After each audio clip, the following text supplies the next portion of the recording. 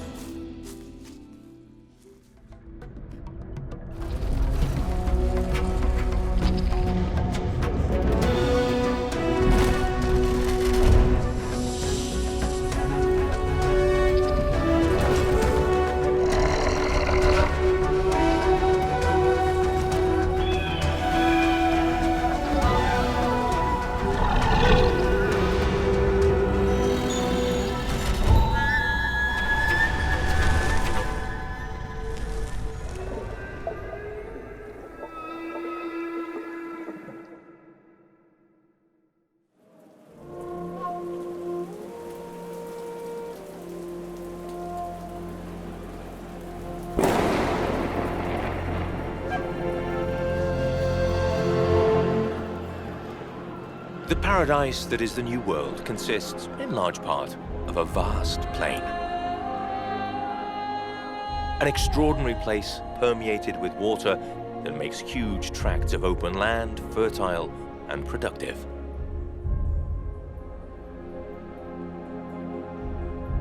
Right now, it's a special time. The rivers and streams of the Llanos have overflowed, creating a seasonal, soaked hinterland whose special laws affect the lives of all the beings that inhabit it.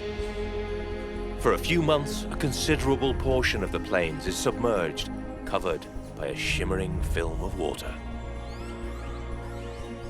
The sky reflects off the saturated plains, now a glassy mirror, shattered time and time again by birds' feet,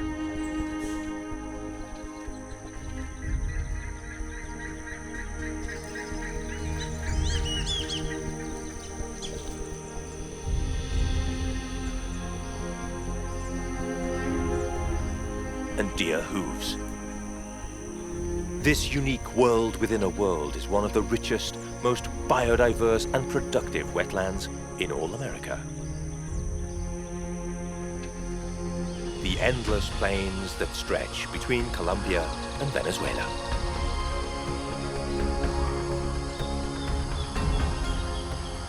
Life thrives in this all-encompassing Eden boundlessly, unfettered by borders. Wetland birds such as herons, spoonbills and ibis are enjoying a moment of idyllic bliss. Food is plentiful and everywhere to be found. So the birds come together in groups of hundreds or even thousands of individuals. The large trees on the flooded riverbanks turn into Babylonian citadels of many species, colorful, multi-ethnic melting pots.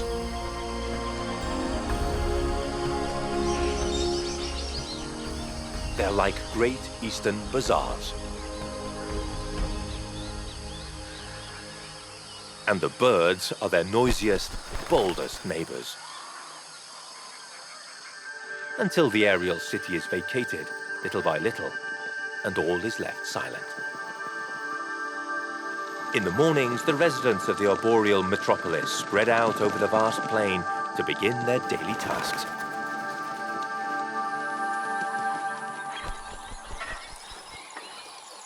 But among all the creatures that inhabit this paradise, the most imposing is neither as noisy nor as colorful as the birds.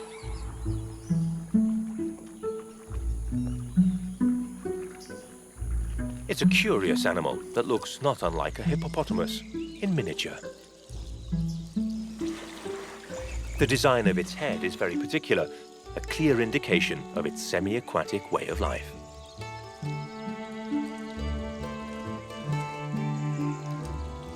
Its nose, eyes, and small ears are all positioned on the top of its head, an adaptation that allows it to see, hear and breathe, while the rest of its body is wholly submerged. A capybara.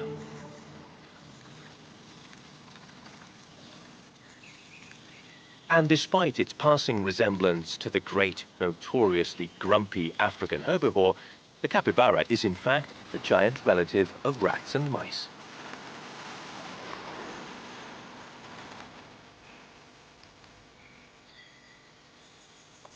It's the largest rodent on the planet, and also a combined landing and launch pad and observation post. Given its size and robust population numbers, the capybara is the principal ecological agent on the plains. It consumes huge quantities of vegetable matter, mostly grasses and aquatic plants, which are transformed into a large, bulky body that may reach 75 kilos.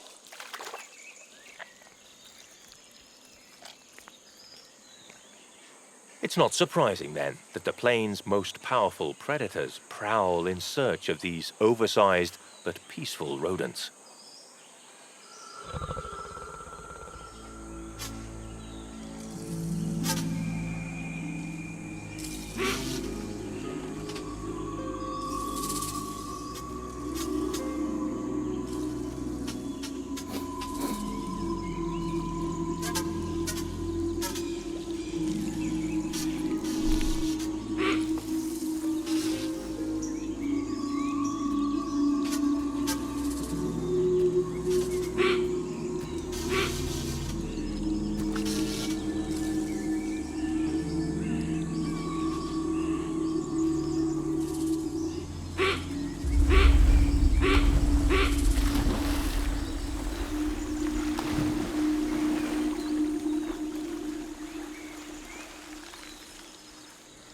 With sleek bodies adapted to an amphibious life, capybaras move at ease through the flooded plain. Even the youngest individuals are adept swimmers and divers. In family clans, they splash about the marshy territory.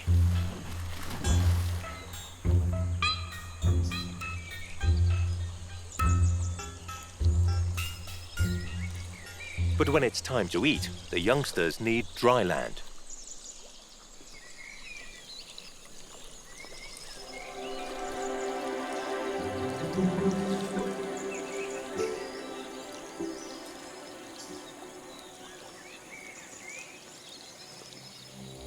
The family group grazes for hours while their leader keeps guard.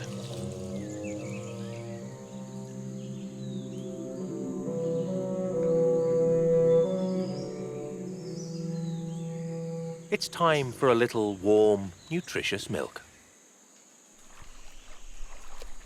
These capybara pups have been born in the season of exuberant plenty. Wherever they look, wherever they go, the family has fresh grasses to eat.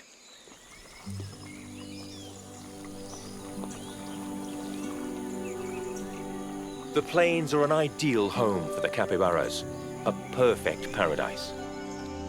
During this season, family groups are scattered everywhere, led by large males, among whose tasks it is to ensure the safety of the clan. Paradise it may be, but it's not always a safe place, especially when the owner of a set of giant claws approaches.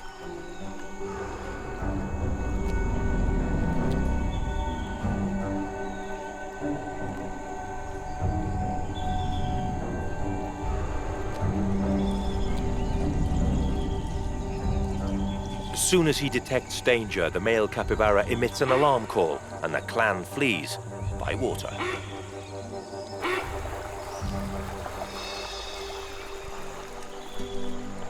A false alarm, this time. It was only a giant anteater, another characteristic inhabitant of the plains.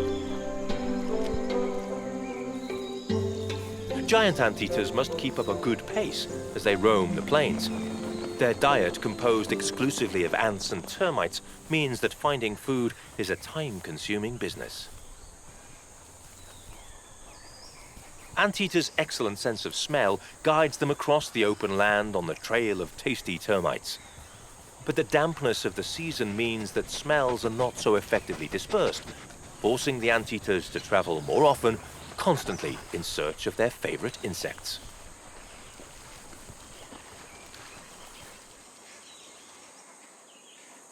Some creatures have better luck and do not have to walk so much.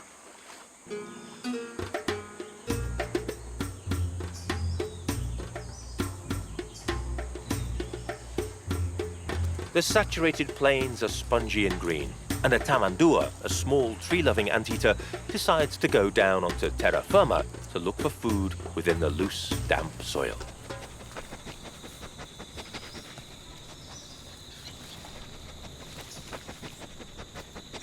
Tamandua take advantage of the season for a change of diet and will feed on insects other than the ants and termites which make up their somewhat tedious habitual diet. The tamandua sticks its long snout into the soft earth. Its muzzle is a high-precision instrument equipped with super-sensitive receptors that can detect smells, tastes, and even movement.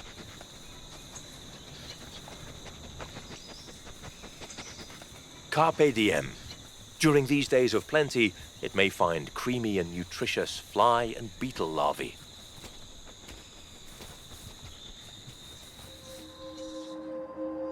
The plains are now an Eden, the promised land.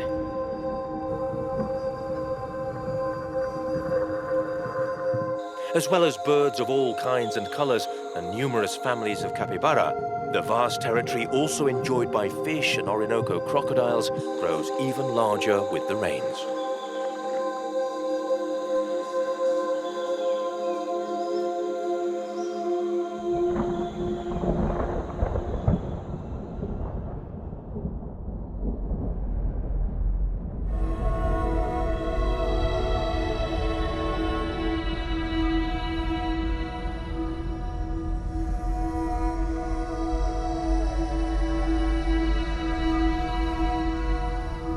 The region of Los Llanos is as large as the whole of France. It's located in the north of the southern American continent, in the Orinoco Basin, in terms of volume of water, the third largest river in the world.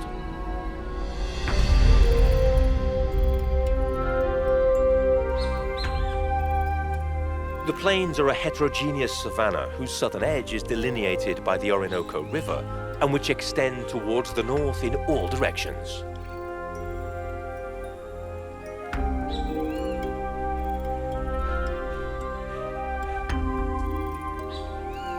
The Orinoco forms a natural territorial border within this gigantic ecosystem.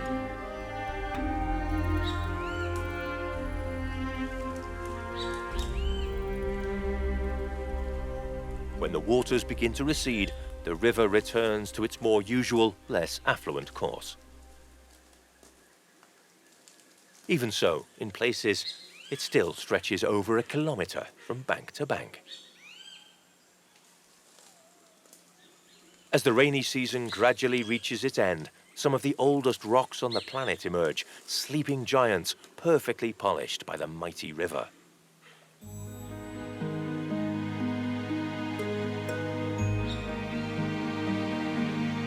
These dormant dinosaurs are full of life.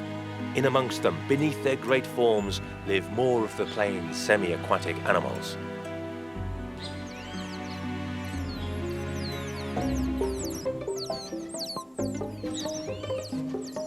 Giant otters.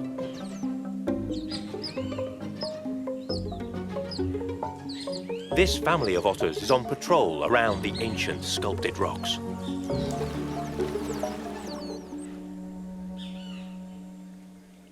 The river habitat is astonishingly prolific.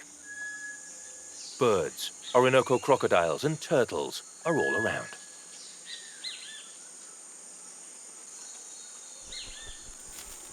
And overhead, hiding among the branches, hoatzins. Hoatzins are famed for their appearance, especially when young, when they exhibit certain ancestral abilities moving among the branches. Using their forelimbs and vestigial claws that protrude from their wings, they really do seem like visitors from the Jurassic Age.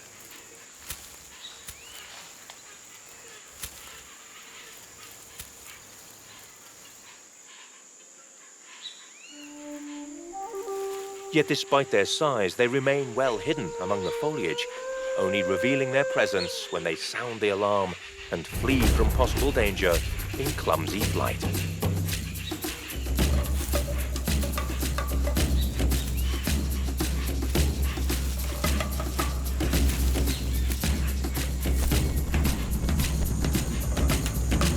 A unique characteristic of this species is that their digestion is similar to that of cows.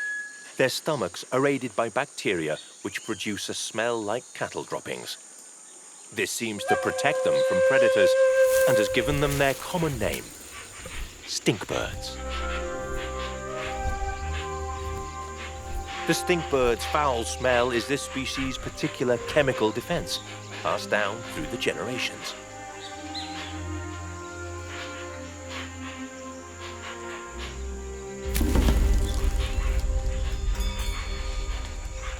While the last raindrops of the last storm of the season fall, Hoatzin parents feed their chicks.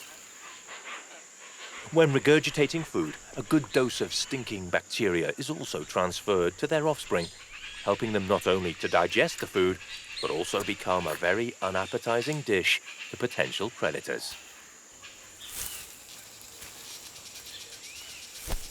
There's a great variety of inhabitants of the riparian forests. Some reach numbers of such magnitude that they become genuine pests.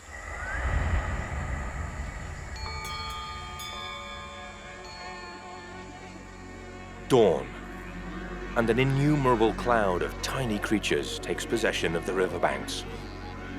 It's a warning sign of something changing in the environment. Thousands of millions of mosquitoes form throbbing clouds that seem like shimmering mirages. The movement of these massive agglomerations of insects produces a disconcerting spectacle.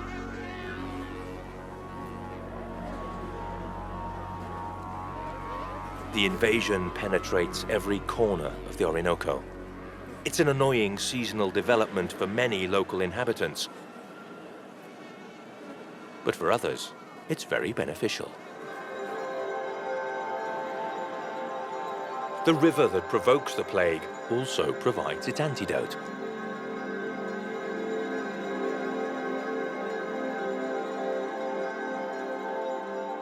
Within the dark, primordial interior of the giant rocks, polished and broken by the river, bats are waking up for a night of action.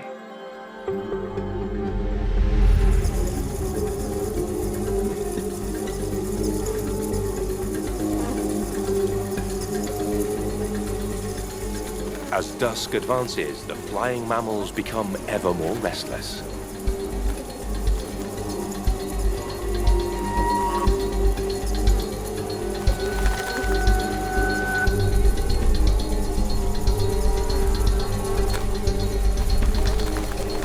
And while the bats are gearing up to fly, some birds take advantage of the plague of mosquitoes for a late supper.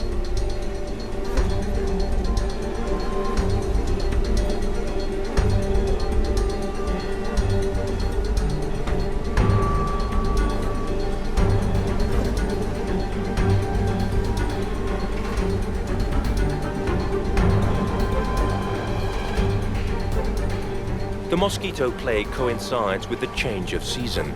It's a dramatic indication of what is around the corner. After the scourge of the mosquito comes another punishment of biblical magnitude.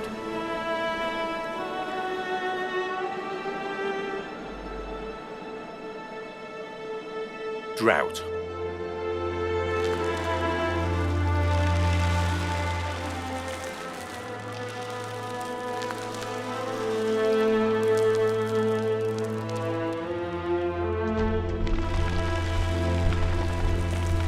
Storms and clouds vanish in the beat of a wing.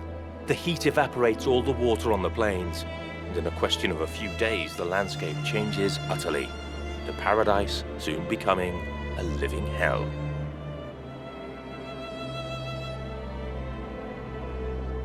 The infinite green fades completely. Where a few days ago crocodiles patrolled and herons stalked the millions of fish that swam, a broken patchwork of dry land is all that remains. The plains are now empty, desolate, and dusty. The Garden of Eden disappears, moment by moment, leaving only an inferno in its place. This is the other face of the plains, the Mr. Hyde aspect of its dual personality. While the water ebbs away on all sides, taking refuge in the last puddles and streams, the plains are transformed into a barren, isolated wilderness. Surely, this is as bad as things can get. But like a curse out of nowhere, another biblical plague seems to be descending. Buzzing across the plains, as if conjured by witchcraft, millions of locusts swarm through the deserted savannah.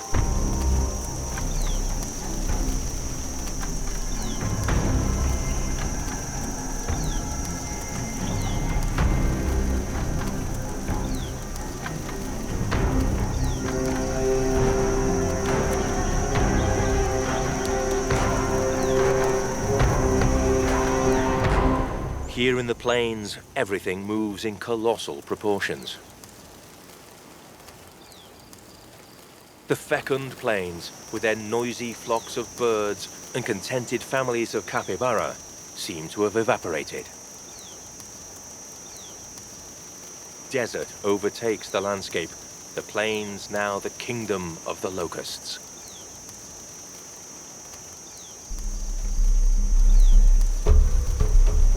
The locusts reduce the vegetation to dust, to nothing. Their implacable, guillotine-like mouths chew on every blade of vegetation.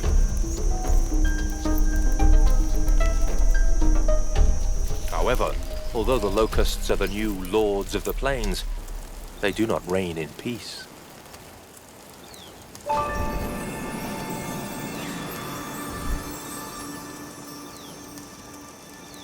Locusts are manna literally from heaven for the birds of prey that live here, a providential food that flies in huge quantities.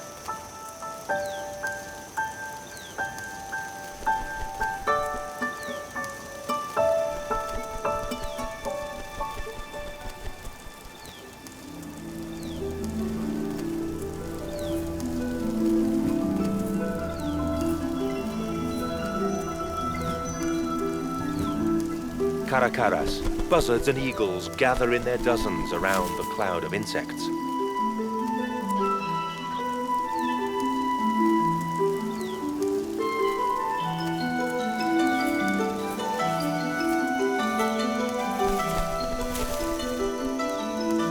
The northern crested caracaras are the best organized.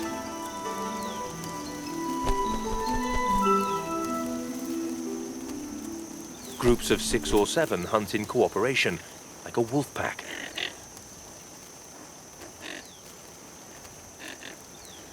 Their lines of attack scatter the locusts, which take off as they advance.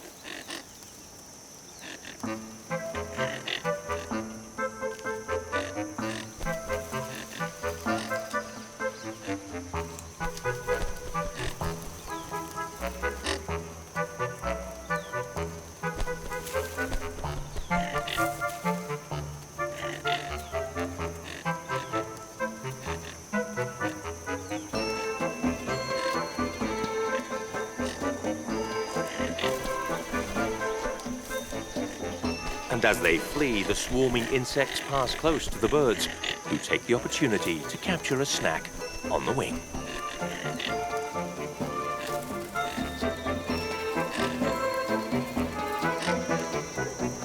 For several hours a day, the various species of birds of prey make the most of the surplus of locusts to fill their stomachs.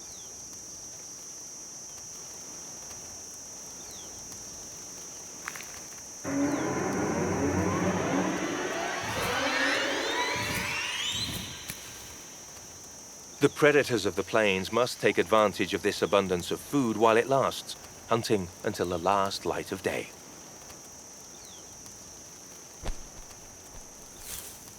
And when darkness falls, the night shift takes over.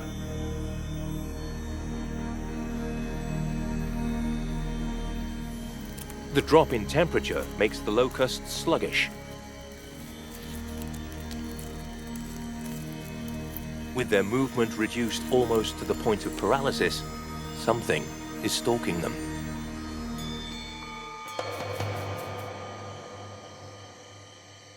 A small plains mouse feasts thanks to the locust's immobility.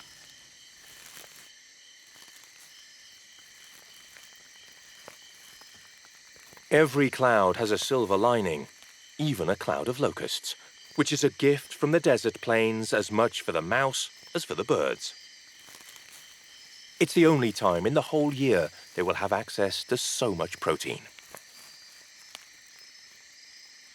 As time goes by, the drama intensifies.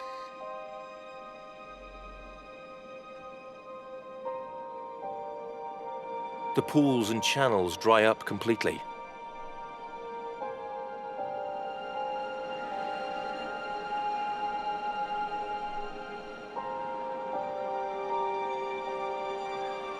While they still can, crocodiles, tortoises and capybara make use of the hot mud and water.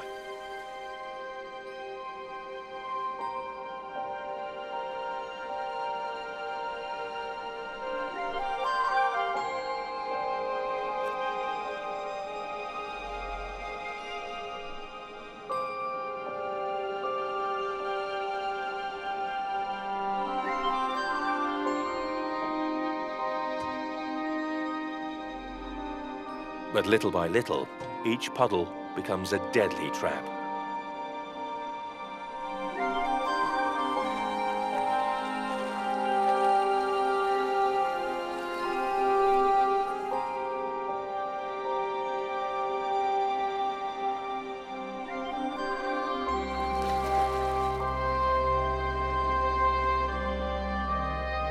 With no options left, crocodiles and capybara wearily head out of the mud traps in search of one last watering hole.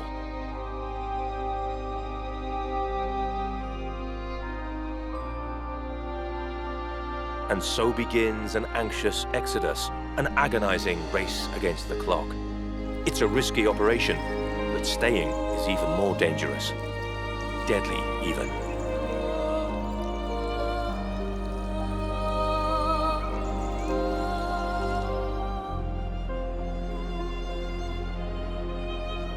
The search for water is not only asphyxiating, it's perilous at every step.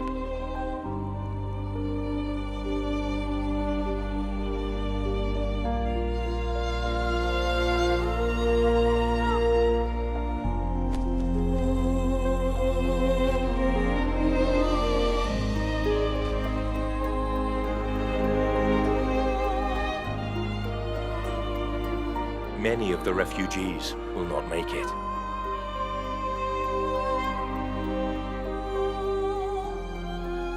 The fresh grass has disappeared, replaced by dusty earth.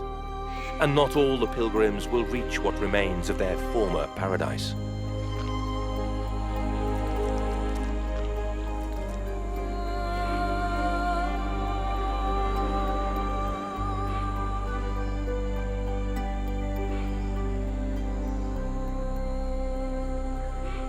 For anacondas, so much migrating fauna is a good opportunity.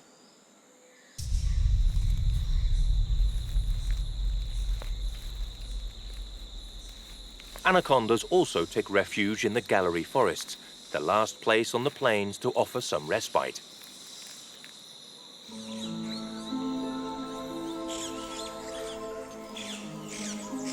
These huge snakes that may exceed 10 meters in length hide in the mud and fallen leaves.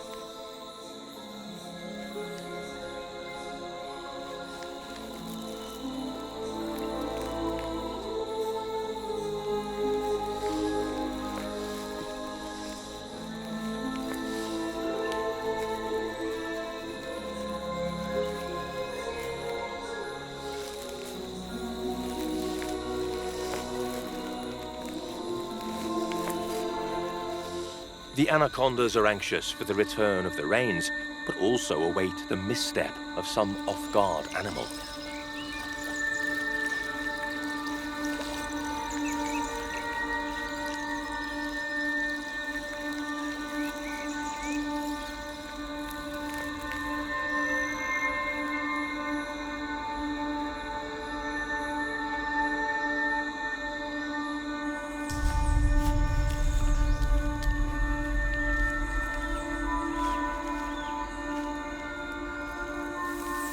Anacondas often remain in their ambushes for days, but sometimes, if they detect the passage of a traveler, they will emerge from their hiding place.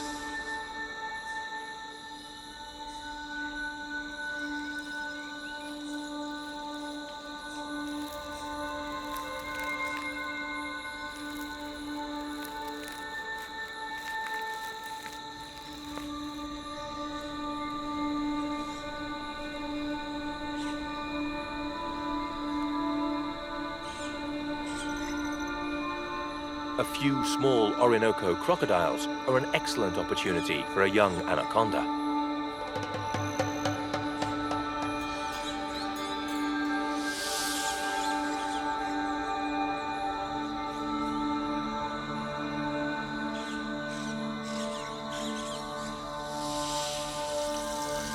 Young or not, crocodiles will not willingly become someone else's food.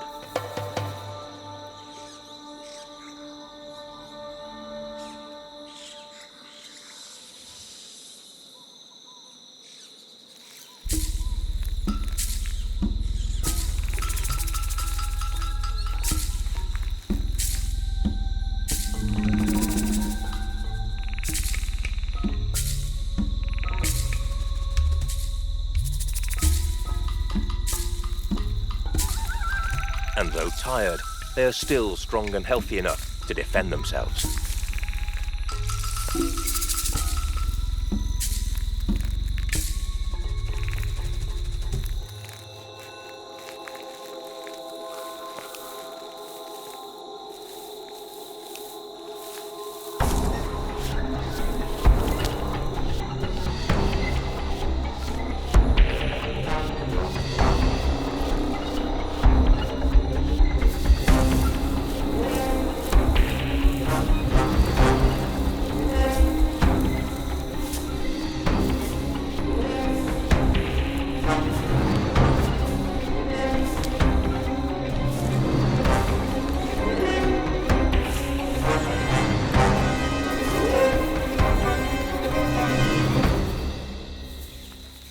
Nothing will stop them from getting to one of the few oases left on the plains, not even a hungry anaconda.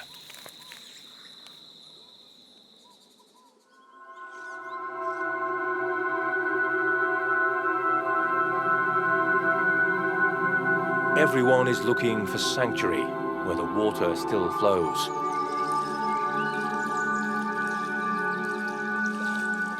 The gallery forests, a hidden haven of fresh, running water. Despite the brutal seasonal drought, in the brooks and streams of the riparian zone, life is somewhat easier.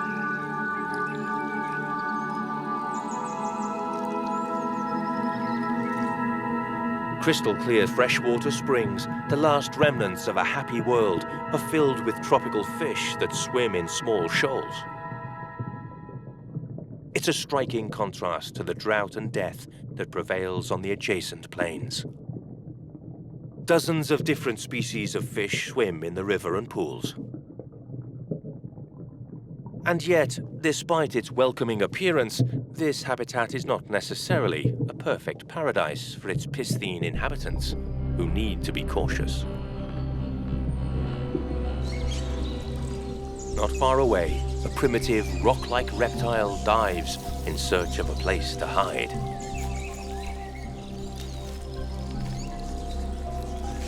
A mata-mata turtle heads from the muddy bank towards clearer waters in search of food.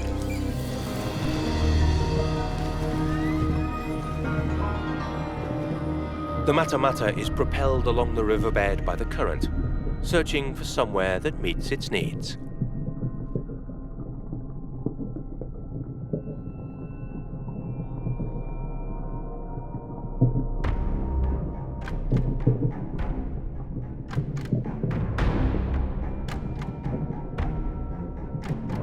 The mata-mata turtle is an expert aquatic hunter, employing camouflage and ambush. Its hunting methods require patience in the extreme.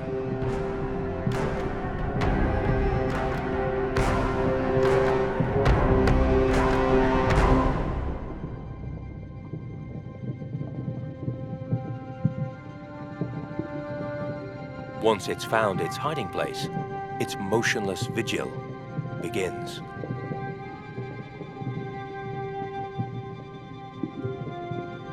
While the turtle hides in plain sight, stock still, the fish grow in confidence.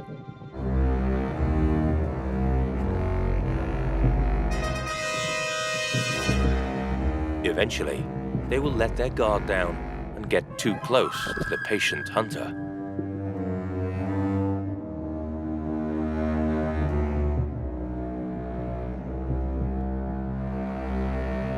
Then, without knowing how or why, one after the other, they disappear into a mouth that moves so quickly, it's hard to see.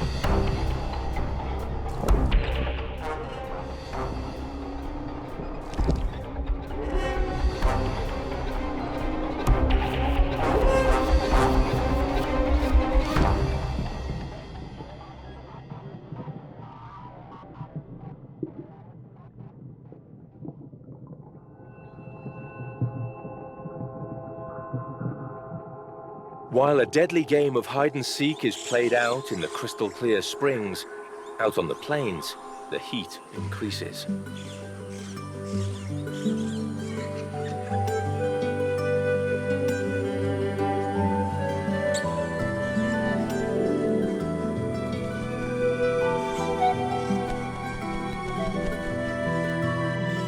Up in the branches of the forest, howler monkeys rest and cool off.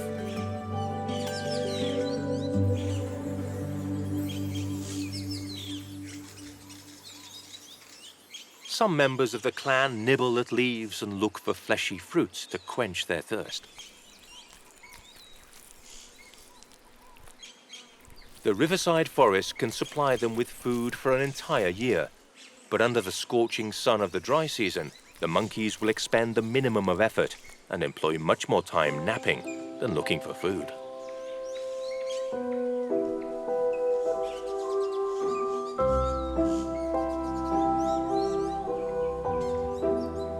And yet, despite their drowsiness, they're always on guard. The soft sound of a few unseen steps puts them on alert.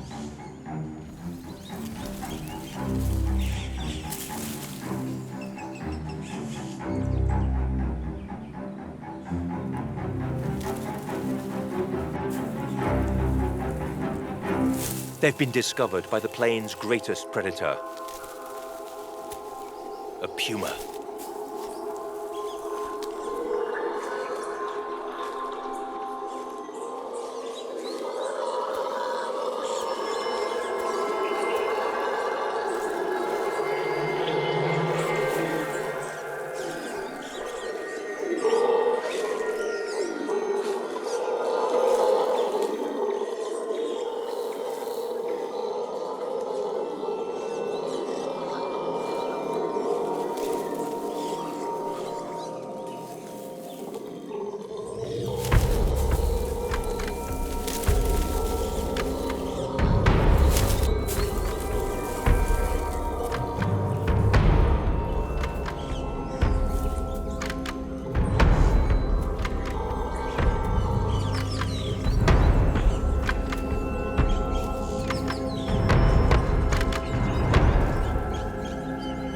But for the moment, there's no immediate danger. The great cat is also feeling the effects of the heat and the drought, and is too tired to hunt. After the alarm passes, calm descends on the troop once more, and the howlers look for some shade in which to wait for the afternoon when the air cools a little.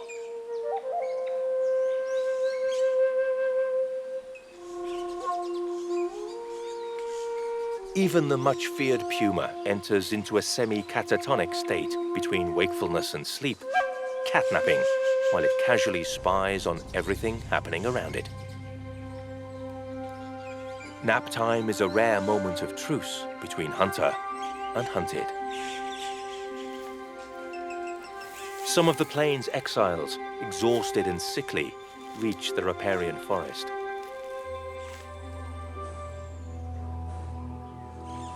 The puma sees and is not seen. It does not appear overly interested in a sick capybara.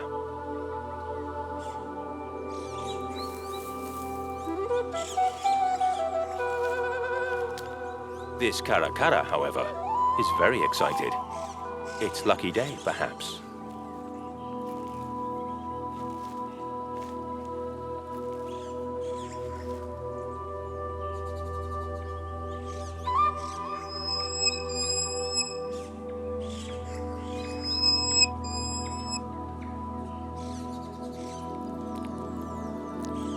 The exhausted capybara breathes its last without reaching the water.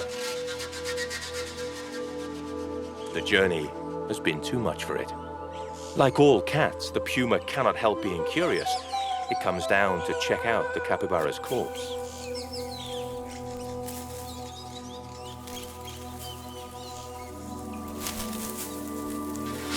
For its part, the caracara is not impressed.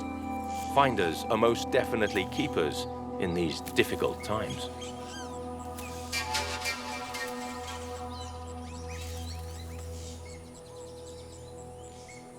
But the puma is not particularly interested.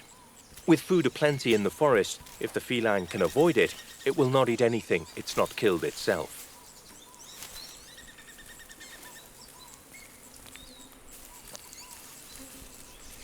It is indeed the caracara's lucky day, and it can eat its fill.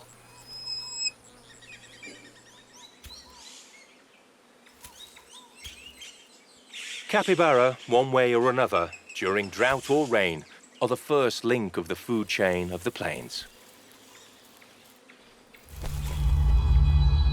Capybara, be they alive or dead, share their territory with red-footed turtles.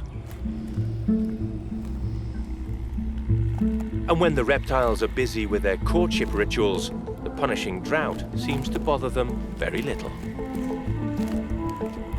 These turtles are well equipped to withstand the dry conditions. So while many animals are at the mercy of the inclement conditions, a male red-footed turtle begins the courtship of his chosen female. He follows her trail in the dry soil.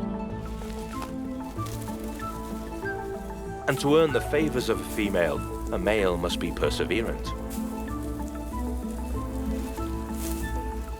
He will need to deploy both strength and charm to gain access to the most intimate area of her protective shell.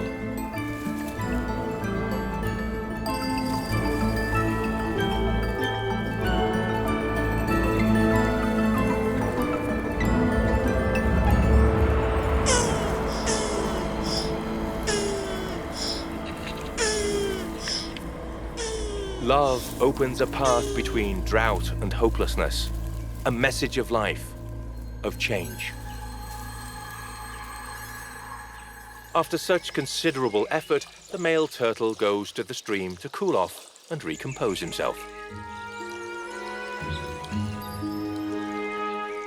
Capybaras, hoatzins and other exiles seem to be doing the same.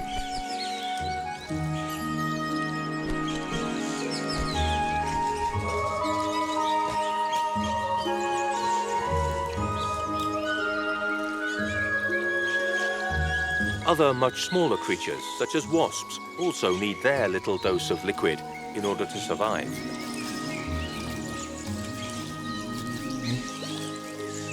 The wasps drink fast and head back to their nest at top speed.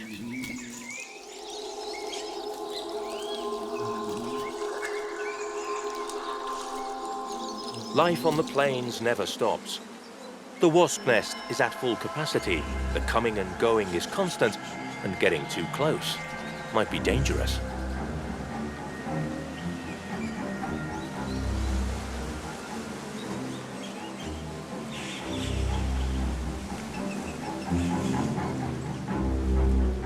Orioles know this very well. But instead of avoiding the wasps, they construct their nests near to those of the insects. Despite the heat, the orioles are also in their breeding season and are busy building their elaborately constructed homes. The pairs of orioles sew and weave without pause, except for the males, who now and then perform their little love dance.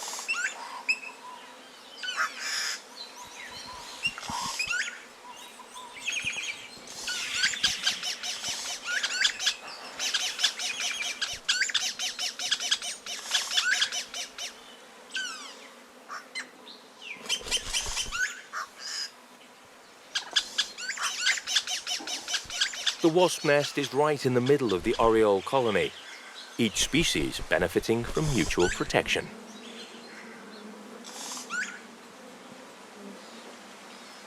On the one hand, predators don't dare to come too close to the birds' nests, and on the other hand, the orioles deter insect hunters from approaching the wasp's nest.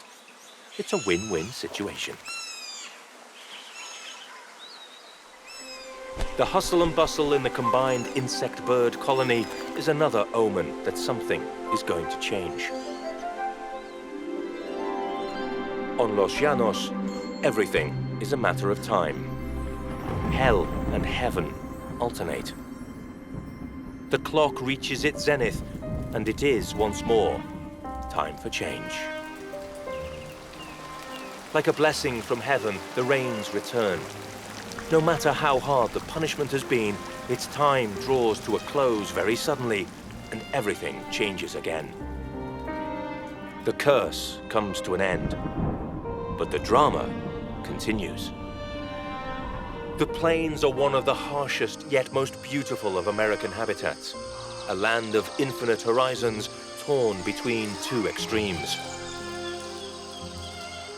Their simple appearance hides a staggering and intriguing biodiversity, a multitude of extraordinary beings that adapt to the extreme drought of summer and the overwhelming floods of winter.